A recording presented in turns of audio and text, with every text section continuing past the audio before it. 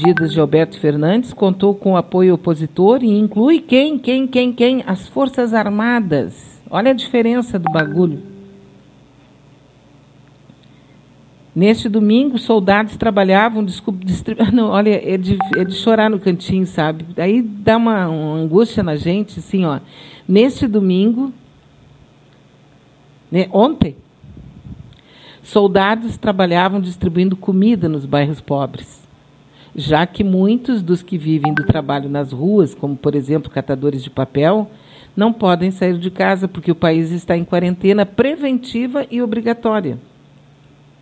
A participação das Forças Armadas numa ação coletiva, liderada pelo Executivo, é algo praticamente novo em tempos democráticos na Argentina. Mas este é só um dos braços da mega operação que o presidente argentino lidera contra o novo coronavírus. Num país acostumado, ao racha político entre peronistas e não peronistas, Alberto Fernandes apareceu diante das câmeras de TV ao lado de seus principais opositores. Seria como o Bolsonaro aparecer com o próprio Haddad, né? Apareceu diante das câmeras de TV ao lado de seus principais opositores para anunciar as medidas restritivas para tentar evitar que o vírus continue se multiplicando. Estavam com ele a uma certa distância física, como é recomendado pelos infectologistas, o prefeito de Buenos Aires, o opositor Horácio Rodrigues Larreta, os governadores governistas da província de Buenos Aires, da província de Santa Fé, e também o opositor Geraldo Morales, governador da província de Jujuy, no norte do país. A bateria de medidas de Alberto Fernandes contra a propagação do coronavírus inclui as Forças Armadas na distribuição de comida nos bairros pobres, já que ninguém pode sair de casa, e o controle dos que devem explicar os motivos para estar na rua em dias de quarentena. Eu vou repetir. A bateria de medidas de Alberto Fernandes contra a propagação do coronavírus inclui as Forças Armadas na distribuição de comida nos bairros pobres. Pode até abstrair aí os R$1.000 por mês na mão de cada um, mas que se distribuísse comida. Ele fez 3 anúncios nacionais, estou falando da Argentina. Um deles em cadeia nacional. Começou anunciando a suspensão dos voos dos lugares considerados de risco devido ao novo coronavírus. Estados Unidos, Europa, China, Japão, Coreia do Sul e Irã. 5 dias depois, foi incluído o Brasil na lista.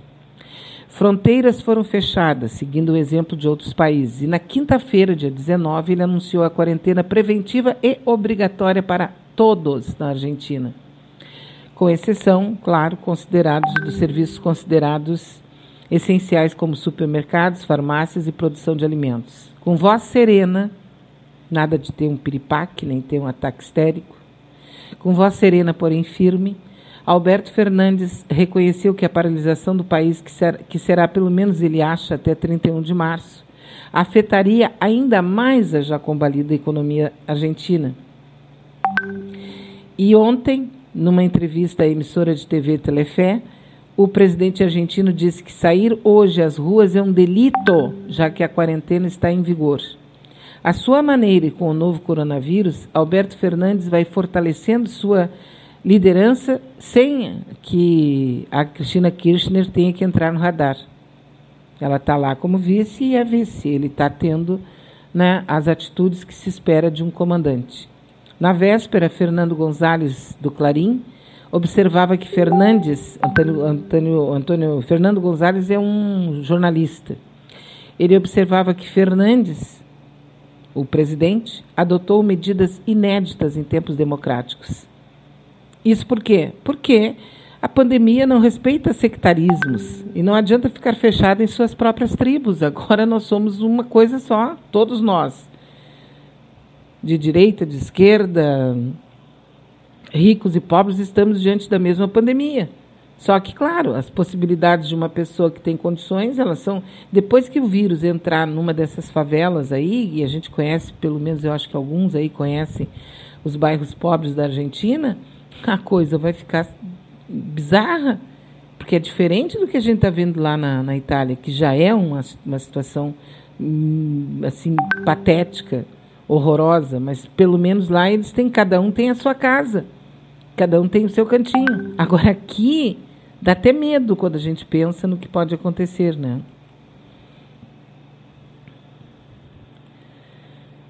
É isso aí, né? 330 bilhões em 3 meses. Em termos nominais, é o maior lucro da história, com certeza, afirmou o diretor de fiscalização do Banco Central, Paulo Souza. Segundo ele, o patrimônio do sistema financeiro está na faixa de 800 bilhões, isso no ano passado. Eu realmente, diz aqui o Jefferson, não sei qual o objetivo, mas está em curso uma grande mudança de paradigma em nossa sociedade. A humanidade não será a mesma depois desta pandemia mundial, implantada ou não, isso muda o mundo. Não seria o plano de redução populacional. Isso que deveriam fazer, distribuir cestas básicas, simples. Quer dizer, não é porque não tem... Essa parte é a parte que eu acho que nós temos que, pelo menos entre nós, a gente tem que fazer, né? Manter a humanidade abaixo de 500 milhões de habitantes em um balanço constante com a natureza. As pedras guias da Geórgia, 10 mandamentos da nova ordem mundial. Dá uma olhada aí. Vão eliminar idosos com o vírus, com a fome e com o medo. Depois eliminará o povo pobre, porque estes vão sair às ruas para buscar alimentos.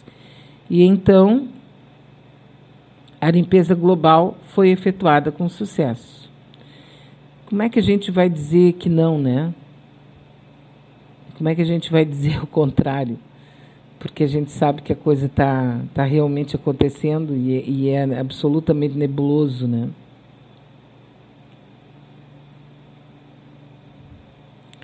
Agora, por exemplo, quantas pessoas você acha que hoje vão correr para as farmácias para fazer a vacina contra o H1N1? Vai ser uma correria de velhinho e velhinha correndo pela rua para ir lá para a farmácia, vão brigar. A farmácia não vai ter um número X de vacinas. Mas as pessoas estão sem rumo, porque nós não temos uma direção. Entendeu? Nós não temos um timoneiro, nós não temos um comandante, nós não temos um líder, uma liderança que pudesse agora... O que vocês acham? Agora eu vou ter que falar, né? O que vocês acham que o Lula teria feito se ele fosse presidente da República? Imediatamente ao início desse imbróglio todo. Uma reunião com todos os governadores, apoiadores dele ou não apoiadores dele. Eles iriam iriam fazer reunião com os prefeitos, eles iriam dar carta branca para as pessoas fazerem de acordo com a natureza de cada comunidade aquilo que tivesse que ser feito, porque me parece que agora... tem que pegar a base cultural do grupo que está sendo administrado ali por esse ou por aquele, né? Só que nós vamos ter que passar por tudo isso, com um pouco do conhecimento que a gente tem, e tentar passar, né? Nós vamos ter. B, o vírus não é o tal planeta chupão, vão morrer muitos? Olha, eu acho que não, viu? Tenho a impressão que não tem nada a ver com o planeta chupão. Apesar de que nós não estamos sabendo basicamente nada, né? E há que se levar em consideração que agora, enquanto a gente está vendo tudo acontecer, nós não estamos conseguindo compreender que o que está mudando mesmo é a maneira como nós vamos administrar a vida. Ontem mesmo eu recebi um material de uma pessoa que se apresentou numa rádio,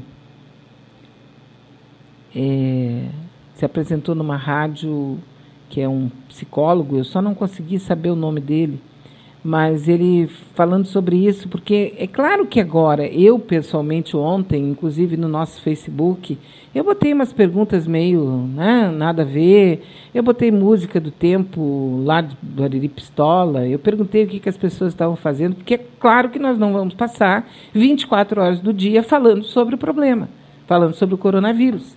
Agora, também não dá para passar todo dia ouvindo música, cantando, pensando que é só o pensamento positivo que nós vamos resolver esse problema. Não, a gente tem que botar o pé nos dois mundos. Um mundo é esse que está realmente refletido aí fora, que é um mundo totalmente desconhecido para nós.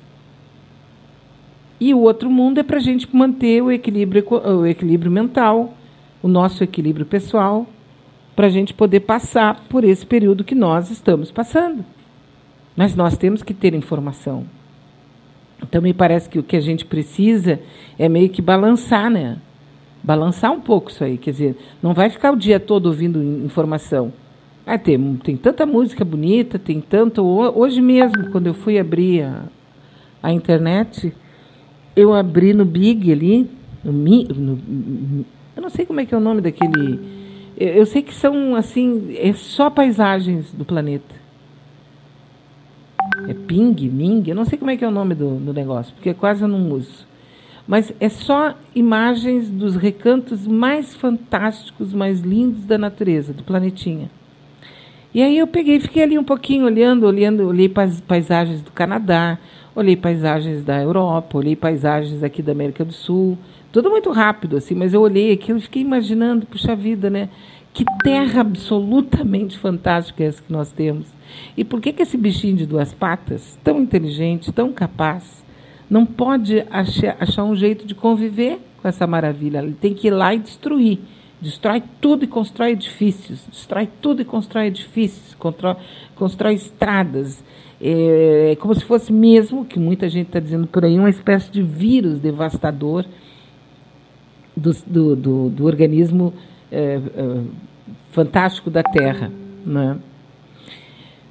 E daí a gente fica pensando que é lógico que nós não vamos agora nesse momento, nesse horário aqui, a gente vai comentar os assuntos que têm a ver com a situação que nós estamos vivendo. O que não quer dizer que a gente não escute uma boa música, que a gente não dê uma boa risada, porque a vida não está parando, entendeu? A vida não está parando. A vida está continuando e vai continuar. Muita gente vai morrer? Vai. Mas eu tenho uma notícia para dar para todo mundo. Todo mundo vai morrer. Seja com coronavírus, seja de tédio, seja de velhice, seja de susto. Todo mundo vai morrer. Então não é uma novidade. Olha aqui, chegou o coronavírus, agora a gente vai morrer. Não, isso já é uma coisa natural. A questão é a velocidade com que esse bichinho se instala e a velocidade com que ele se propaga. Por isso é que nós estamos dentro de casa. Não é por ser uma gripe A, B, C ou D. É porque ele tem uma velocidade de propagação e dentro da tua casa, na tua família, pode ter alguém que tem o organismo bem mais fraco, está sem capacidade de enfrentar e até expulsar o vírus, que é o que a maioria vai fazer.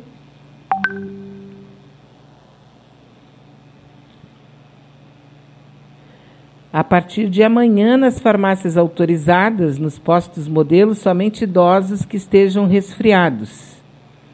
Na semana dos 4 dias, extrema importância ficar em casa, mantenha essa orientação. A vacinação contra a gripe começa na segunda para profissionais da saúde e idosos.